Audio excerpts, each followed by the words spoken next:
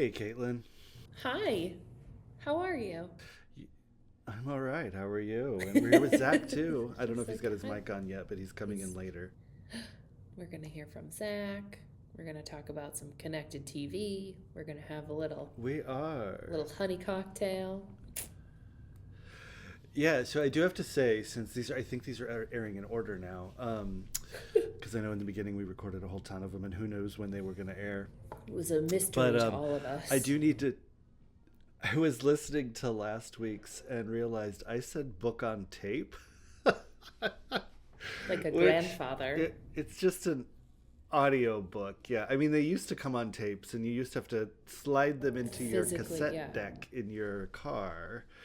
But now it's just on my phone and I stream it in there. But yeah, it's an audiobook versus a book on tape. But I A just thought book I on would tape. do that. I mean, Little correction that I'm not I that think old. I've, I am that old, but uh, yeah. We never did, we never did books on tape, like as kids. I don't know if it was because my mom was a teacher and like audiobooks are just now like actual reading, quote unquote, but we didn't ever have that as an option. oh It well. was When always I like was really physical little, books. yeah, we had that. So when I was really little, we did a combo. So my mom's mom, so my grandparents on my mom's side moved away from Iowa and they moved to Arizona, California, somewhere. Warmer. I don't remember exactly when, but yes, it was warmer. But my grandma recorded all of our children's stories on cassette tapes. And Oh, so we would that's play those, and we actually played them precious. until one of them wore out because I just had them digitized, so I have them as MP3s now. But Oh, what a she would gift. read. So, but think about it from a parent standpoint. They would like hit the cassette tape. We would See have the ya. book in bed reading, and my parents could go watch TV and do whatever they wanted to while my grandma read to us on a tape. So that's like, I guess that was my first book on tape, and I was probably like 4 or 5 maybe. That's so sweet. Um, so yeah, but yeah, book on tape. I was like, oh, heard that in the car, and I was like, oh my god, rolled my eyes. But Now we today just read on we're talking FaceTime. TV. Yeah. Oh right, yeah. Like I don't Alma even think reads about that. Like I Alma mean, I reads talk to on my FaceTime. nephew and stuff. That's wild. So does she? But does she? Do you ever just prop it up and let her read while the Well, kid no, goes to bed? because Dorothy insists on holding the phone, which then means she like picks it up and goes on a rampage around our house Oh, and okay. like So looks no, at like like the phone is iPad at the propped up. ceiling and the we might get there, but we're not there yet. All right. Well, Yeah. I hope for your trash TV watching that you get there. So, I don't watch trash except TV. you don't We've watch talked trash about TV. this. I No. know. I I'm know. too You don't care about the dignified for Love Is that Blind channel and garbage. Slack. Ugh. You're too posh, as Prue Leith would say. I'm too posh for that. All right. So, and last week, what's really funny, when we were talking last week about new over-the-air broadcast standards, which was sort of a nerd geek out, I had no idea we were going to be talking about connected TV until I got What to a the end of the episode and segue. it told me to tell everybody we were going to be talking about connected TV.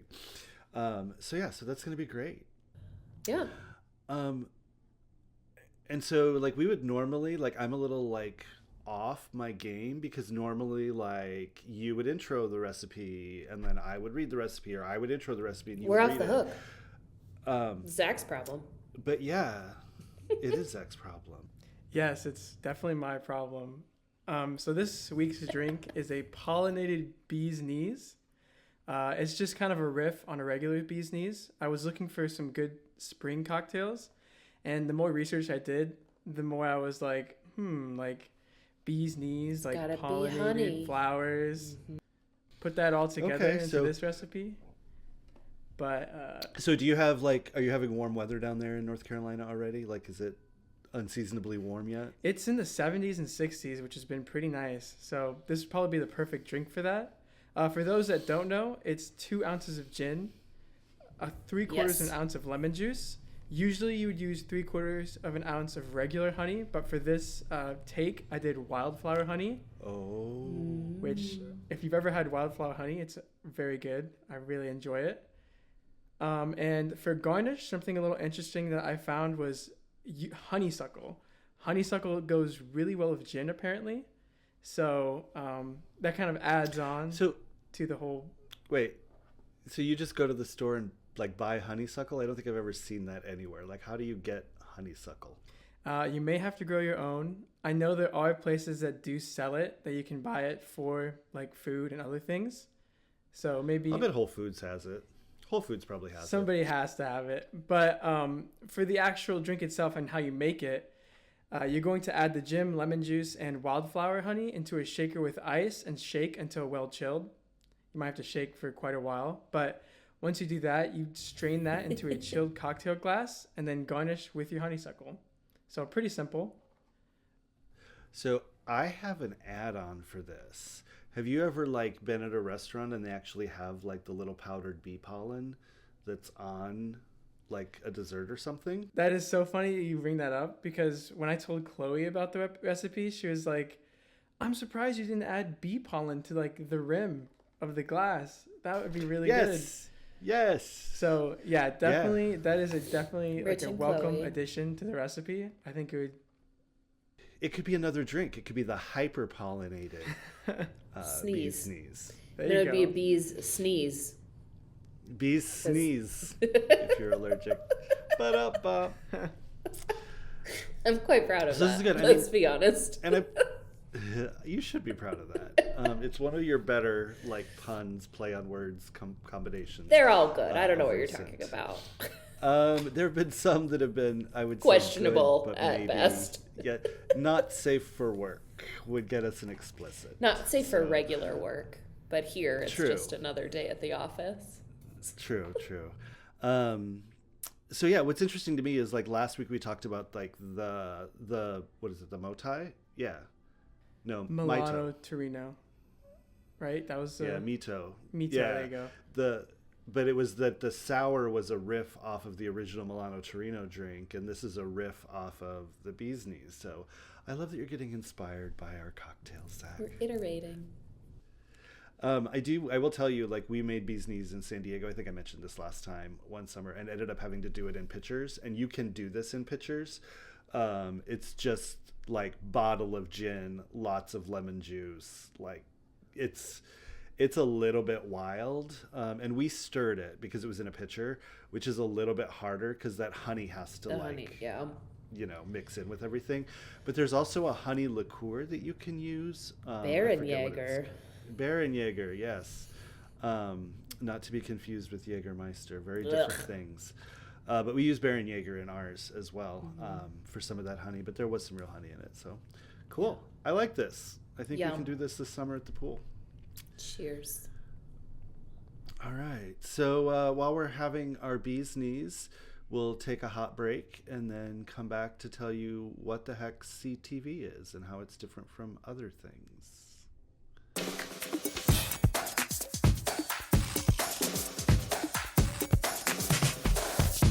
All right, Rich, lay it on me. What is connected TV?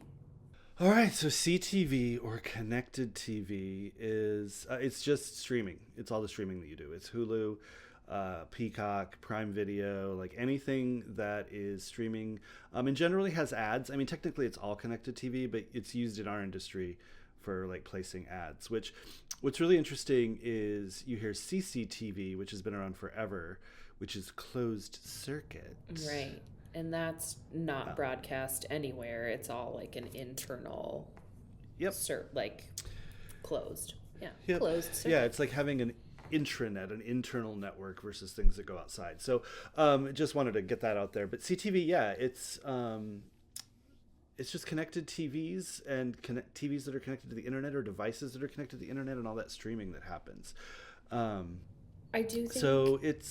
I want to just like call out the hilarity that like streamers were like, we have broken cable. And then now they're like, it turns out that model isn't as sustainable as we thought. So we would like to serve you ads again. Right. Well, I remember when cable, like way back in the day, had no ads. That was the whole thing about cable. You paid for it, so you didn't have any ads on any cable channels. What? Yeah, this was early. When you were doing books on tape. Yes, when I was doing books on tape. And then like you had your normal cable channels, I guess, that were kind of the ones included in your package that ended up having ads. Like I think basic. cable companies realized, they could make, basic cable had ads. And then you had your premium channels where you had to pay to not get ads. And oddly enough, we're right back there with streaming apps, right? Yeah. You can pay extra. Like even Amazon Prime now has jumped into that. As much as you pay for Prime, now you get a ton with it. But on the Prime Video, you have to pay $2.99 now to not get ads. And Netflix was huge about like, no ads. We're the no ad service. And now what do they have? A basic service with ads. So they went the opposite way. They were no ads and then have ads. So yeah, it's just wild, but good for us because we can pop ads on those things. Well, and they're like highly targeted, right? So that's the major super benefit. targeted, yeah. Yeah. And when a device has been connected, like Hulu, YouTube, some of those other platforms that we've mentioned, Roku is another one, can serve ads similar to a traditional commercial, but they can be placed in different portions and also, like I said, highly targeted, dependent on a variety of factors. And I find the rest of this to be way over my head. I understand the cloud version, but then like break it down like I am one of our clients and explain it to me. Yeah, and you get pre-roll, mid-roll, or post-roll. So like it's funny because there were ads. They used to be called bumper ads. They were the ads that were between shows. So like at the top of the hour or bottom of the hour, where like you hit that like 58 moment and you've got like ad, promo for the station, and then intro to the new show. So we would call those a post-roll pre-roll now if we wanted to. If you were watching and just binging and letting it run. Yes, I'm still and there watching. Are some of those... Stop asking. Right. There are some of those that are really interesting because like you'll see movies occasionally where it's like, sponsored in its entirety by X company with limited ad interruptions, and they'll place an ad at the beginning and then at the end, and you can actually watch your movie. From like way back on like TBS watching The Wizard of Oz like at Christmas where it would be like they would and broadcast fewer TV interrupts. Yeah. Occasionally. So yeah, I mean, and then all the commercial breaks used to be mid-roll. So a normal 30-minute TV show used to be about 22 minutes. It would have about 8 minutes of ads, sometimes more, sometimes less. But yeah, so those are where you can see them. But what you see is where it gets into the super cool, kind of creepy. So here's my question, Caitlin. You have Hulu, right? Yes. Do you have Hulu? Okay, I know you don't have all the streamers. But... We have at one point, but yeah, I think we have it included. What we have is Disney Plus. Okay, we'll go with Disney Plus. Right, Because there's a version of that with ads. It's a package. So you have that on your TV, right? At home. You've got a smart TV or you've got a device connected to it. Have you logged into it on your phone? Have you logged into Disney Plus on your phone? Yes. Oh, absolutely. Okay. And you probably logged in on an iPad or a computer. Right? Yeah. Yep. I mean, especially with a toddler. So what's interesting about this is there are ways to purchase CTV programmatically through what's called a demand-side provider. You can also do it directly, but demand-side providers tend to have more data points coming in. So the one we use has literally tens of millions of data points coming in. But one of the things they can do is we can find you on your phone, where you are or what you're doing, and then we can then serve you an ad on your TV at home. So if you think about like geofencing, where you're served ads by where you are, this is kind of I've been to Target, and I have been to a coffee shop, and I have been to, so it's like, ooh, yep, that's creepy. It's creepy. Hmm. Yeah, so you go You to probably Target, you know use how your old I Target am. app to Yep. pay, or you use your red card to pay, and that's a loyalty card, and that information is gathered and shared through databases. And so that information may go to a DSP. It knows when you were at Target, and then it can serve you an ad later for Target, which sort of seems counterintuitive because you were already at Target, but maybe they thought you should come back and buy something else. Or it could Well, wait 2 weeks and serve you a Target ad, or wait 30 days and serve you a Target ad. one of the things that I've found really interesting is advertisers or companies. I mean, like, we try really hard to be purchase intent specific with like drip Hmm. campaigns and nurturing, Yep. but it has become so much more apparent to me that like the dearth of client data that exists is just not being capitalized or utilized in Oh an no. effective way. And so like this database is an interesting way for companies to kind of access multiple data points and be able to target effectively. Yeah, and I think that's where some of the CTV gets a little bit fun when you're watching, is because there's Mhm. some stuff Yeah. like that is just targeted to everybody. It's just like when you were buying broadcast. It's just we're buying this show based on demographics. We call it a day. We're a big national advertiser. A lot Yep. of drug ads are that way, and drug ads I can was going to actually say target a lot better. pharmaceuticals. Um, but we get the one for Ned's plaque psoriasis comes up all the time. I forget what drug it is, but like no one in our household has plaque psoriasis, but There's so we get that ad. many. Rinvoq, But is that one of them? I don't know. it might be Not Rinvoq. sponsored. I don't remember. He goes to the movies and there's an old lady and he's on a date and it's just like we like know Ned's life now. Um, but there are other ads that come up and you're like, wait, Why I am was I just getting looking at this? that on Yeah. Facebook, Oh, or those types of things. And yeah, you probably were, and yeah, that's somebody being very smart about what they're serving you. yeah. um, the other thing that you can do though is you can layer that data, right? So you went to Target, but if I want only moms with toddlers who went to Target, I can look at Mm-hmm. other data, or I want only moms who drive Jeeps who shop at Target. Like, I can look at other data through that DSP and pull all these data points Yeah. together and really narrow down to who I want to Ooh. reach. Yeah. Um, and different DSPs allow you different things. Like they generally, you have to have at least usually like 100 to 1,000 people in your group for privacy reasons. Mm. But I have seen some where you can, in the old Facebook days, you could do this. And LinkedIn, where like LinkedIn, you could target the CEO or the HR manager of a specific company and shoot an ad. Like you could promote a post directly Send to them an one ad. person way back in the Oof. beginning before they kind of figured out like, oh, privacy might be a thing. That's um, creepy as yeah, hell. and I've seen some of that come through. I actually, when we were reviewing DSPs, we were looking at 4 of them, and one of them popped up in a single video ad in a show I was watching on Discovery Plus. They're like, we're watching you. Our Yeah, service is and working. I asked them about that, and they're like, well, they're like, not really, but you'd been to our website, so it was probably retargeting. And I'm like, I doubt it was. You might as well have put my name in the ad. Like, so, The yeah, robots are coming. That's where like good AI would be beneficial to be like, hello, Richard Mackey. Please buy our product. yeah. And that would be like I would turn my TV off and never watch TV again, which is untrue. No, you I would wouldn't. still watch TV. I'm not concerned by the creep factor. I'm like, I get it, I understand it. It's like I'm over it. It doesn't bother Yeah, me and I anymore. think like for me the rub, because I mean I'm highly susceptible to a targeted. I just bought something on my email like earlier today. I was like, yeah, this is the third time you've emailed me about this. I might as well buy this bag. It's pretty cute.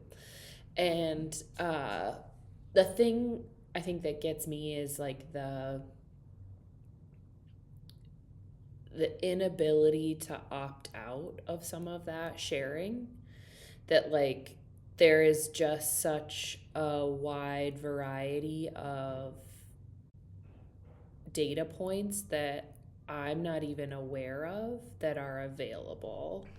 Yep. And this is where like terms and conditions, like read your terms and conditions because it's in there. They do have the thing now. Apple does it, and I think some of the connected TV services do too. Some of the streamers, where you can email the terms and conditions to yourself, so you can actually get them in a format where you can read them and go through them or search them. Assuming you have a law degree. Well, yeah, I mean, but some of the stuff is in there about like do they share with third parties? They probably do, and what's out there. I mean, the biggest one is to have zero internet presence and always use a private browser and use a VPN on your, like, there are things you can do to reduce putting your data out there, but that has downsides too. It does, and I think like we have become so accustomed to the convenience of having things like foisted upon us, where it's like, oh, I didn't know that was an option. I didn't know this thing existed. Perhaps Rinvoq is really what I need to fix my plaque psoriasis. I'm gonna have to look up what the maybe I have plaque psoriasis and I didn't know it. And I didn't even know. Go ask my doctor, do I have plaque psoriasis? Because I see ads a lot. And he'll probably tell me like, no, you would know if you had plaque psoriasis.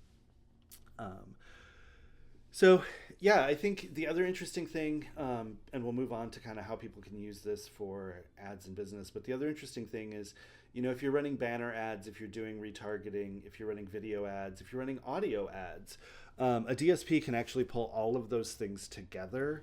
So I'm listening to Spotify, I hear an ad for Target. I'm watching, I don't know, Love is Blind. Oh, geez. Hit my microphone. Love is Blind or something like that. I see an ad for Target. I'm on my computer surfing the web. I see ads for Target. Like that can all be put into one campaign, which is pretty cool. But we're not here to talk about broad campaigns. We're here to talk about CTV. Well, and one thing, Rinvoq is used to treat rheumatoid arthritis. So. Oh, interesting. I don't think I have that either. I don't know. I must. So maybe have just it wasn't gotten an that. ad for it. No. Yeah. We'll look now up you're plaque gonna get ads for it all over the place. Oh, damn it. Because I'm not smart enough to use a private browser.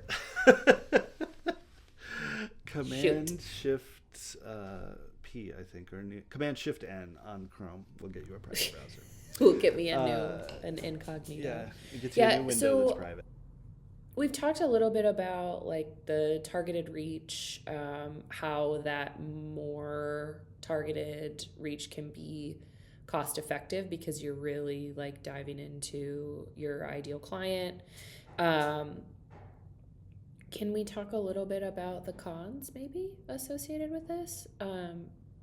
Sure. I want to hit a couple of other pros. Oh, are there more things? Cons, okay. if that's okay. Tell me. I mean, I think that like one of the things is geography, right? So you're not really targeting by geography, which is how broadcast typically is. So like take Sioux City or Omaha or any of that. Like if you wanted to reach Council Bluffs, you would have to buy all the Omaha TV stations, radio stations to reach Council Bluffs with broadcast. But if you want to target just one zip code in Council Bluffs, you can do that with CTV. So you're paying for what you really want to hit for those consumers that are most likely your target versus all that waste of, I mean, it could be millions of people that you're hitting that are never going to buy your thing. Well, and like the brand affinity too, where it's like, I have seen this ad 37 times. I'm never going to buy your product. Like that flip side of, awareness. Yep, you don't really, you can prevent that wear brand out. fatigue. There it is. Yeah, and they're also generally not skippable.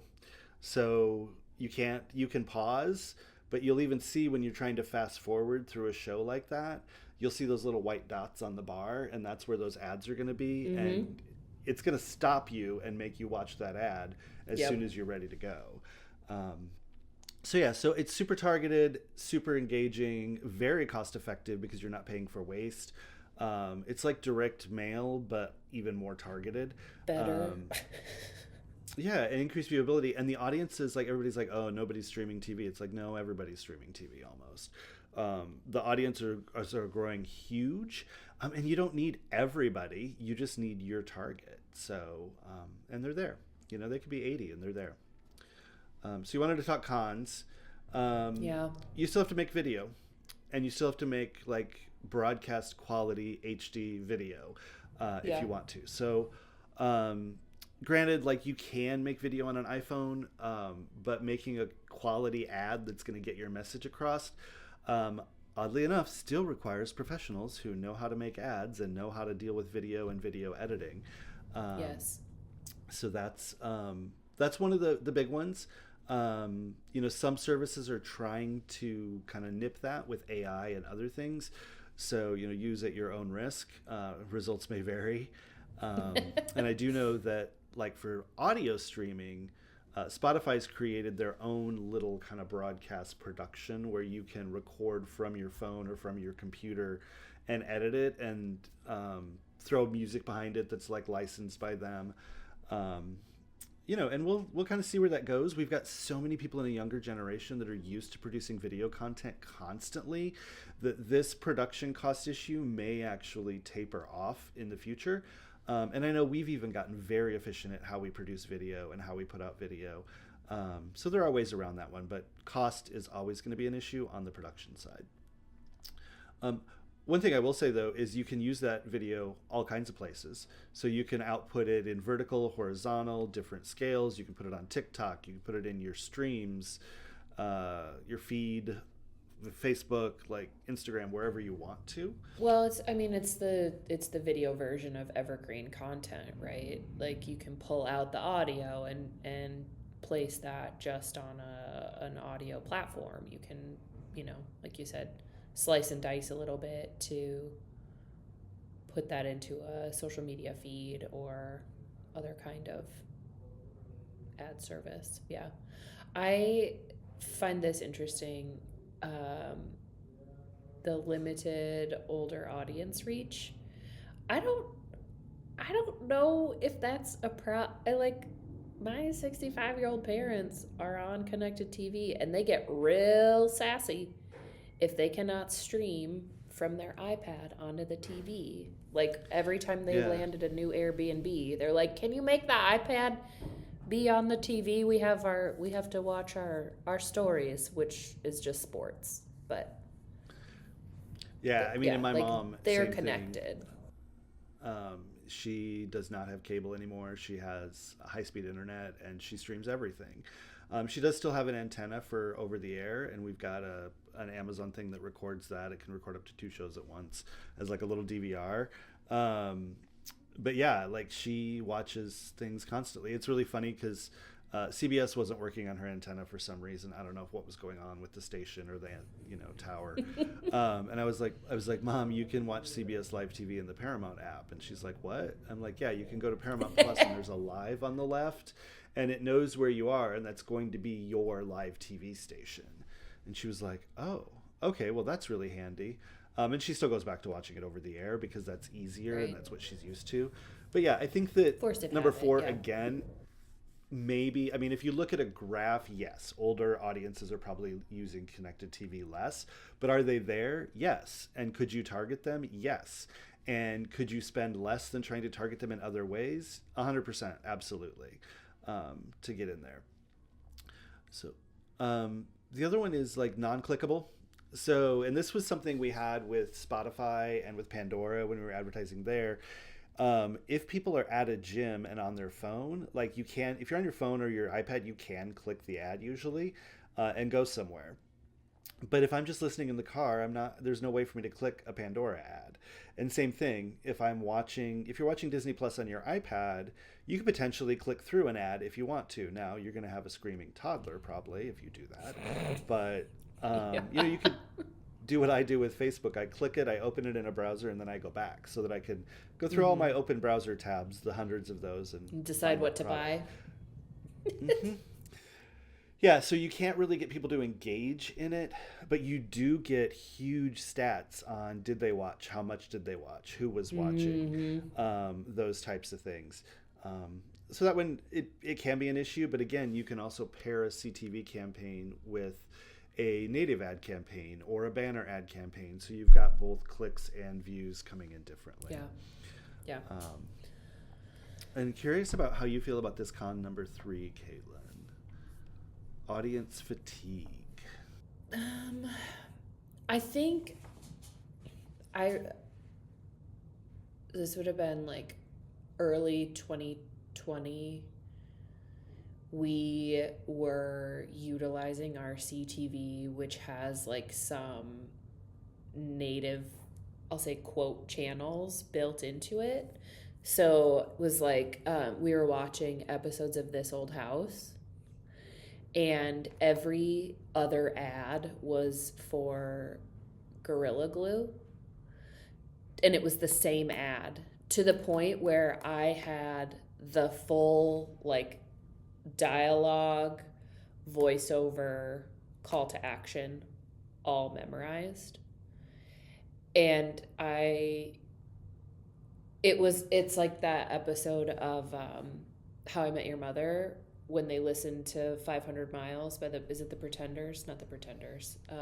Maybe. Yeah. Anyway. I think it is. Is it the Pretender? Okay. Yeah. I would walk. Yeah, exactly. But he's like, it comes back around. Like the cassette got stuck in the car and they're like, this is the worst song. And then it comes back around. It was kind of like that, where I was like, oh, this is funny. And then I was like, this is the stupidest advertisement I've ever seen in my life.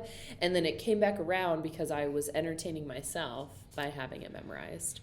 See, and I noticed that, I think that the audience fatigue, what's really interesting there is, I mean, they're kind of getting to the point where, like, a 30-minute show had 4 minutes of ads, and then it had 6 minutes of ads, and it had 8 minutes of ads, and then it had 13 minutes of ads, and you're like, this is a 15-minute show. Like, what are you doing to this?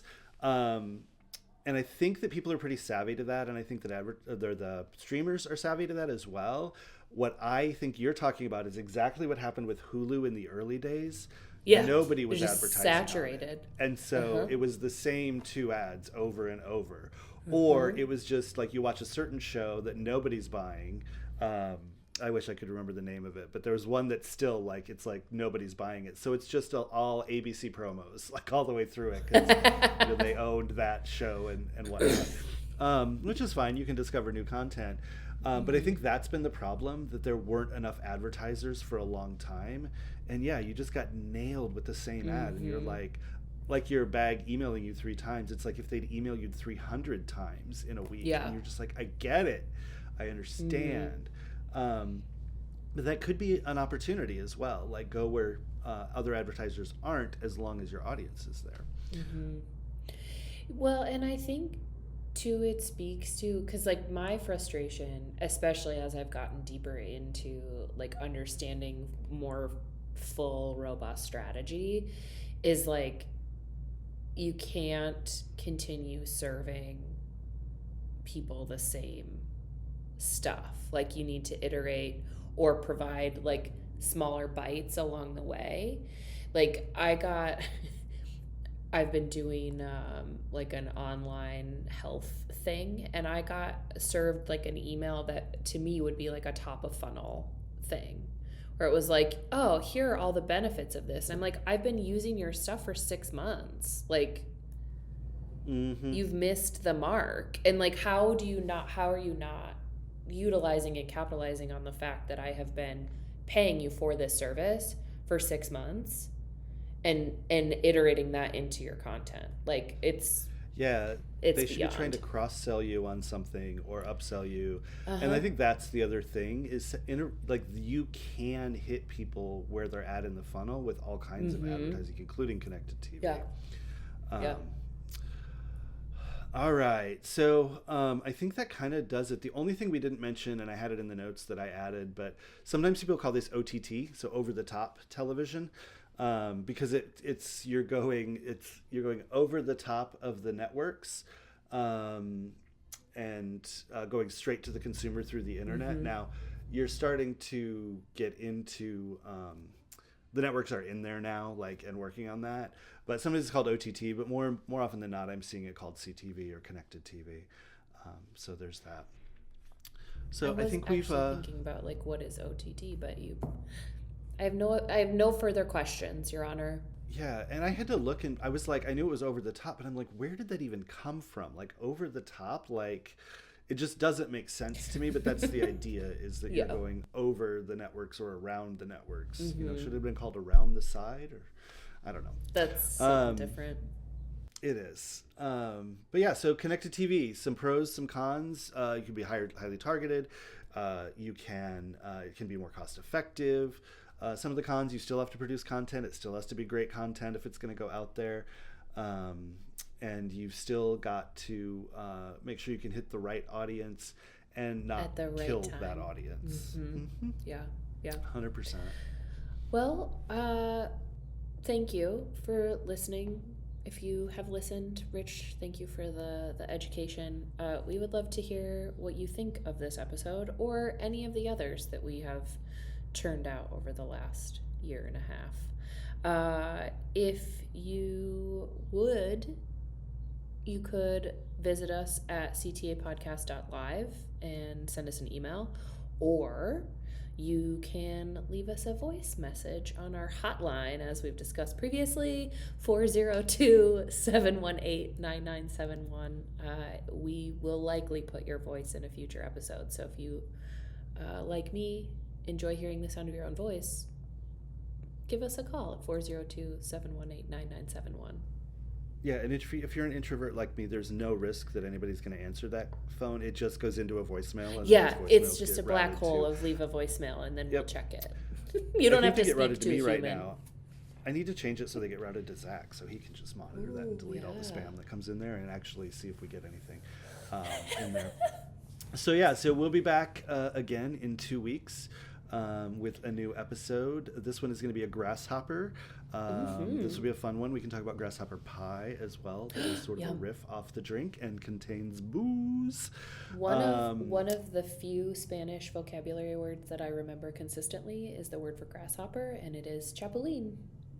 And I will leave you with that fun. Chapulín. Interesting. And the topic of that one is going to be mastering consistency, brand versus social media identity. Oof. The verses in there seems a little weird to me, because I feel like they shouldn't fight with each other. But we will find out more about that in a couple weeks. So thanks for joining us, and we will see you then.